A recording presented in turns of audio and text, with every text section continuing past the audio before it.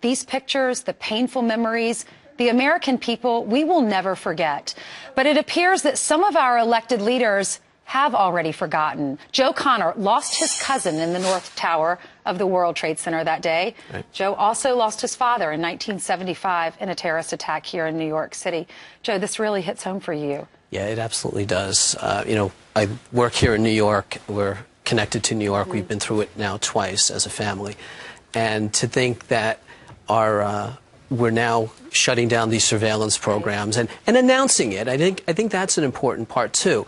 Not only are we saying that there has been surveillance, but now we're shutting it down. To me, that reeks of politics. Political correction used to be sort of a nuisance in our society. It's become a noose around our necks now. People are dying because of it. So it's hard to know if people are doing it because of complete malfeasance or incompetence. The important thing is to bring these people to justice, because it brings justice to Steve and to Chick and to Tim Finnerty and all the other 3,000 people that were killed. First of all, the museum is magnificent, and it's cavernous, it's massive, and it's such a tribute to not only that day, but to each individual who died. Valley Forge, Arlington, Holocaust, you can go down the list. So I think it gives people the opportunity to buy something that they can bring home with them that helps them remember. I mean, that's what it's all about. It was part of the tradition of what happened that day, and whether he wants to deny its religious symbolism or wants to call it a religious symbol is irrelevant. It was very important to the people who were down there at the time.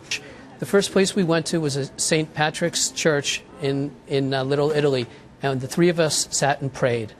And she was Jewish, I'm Catholic, didn't matter. Our energy policy is totally out of whack, and our energy is more a national security issue than even an economic issue with them. That is so true. And George Washington said, in order to secure the peace, you have to project that you're able to fight the war at any time. And I don't think we're doing that right now, and we're really putting our own people in danger for some political correctness or appeasement.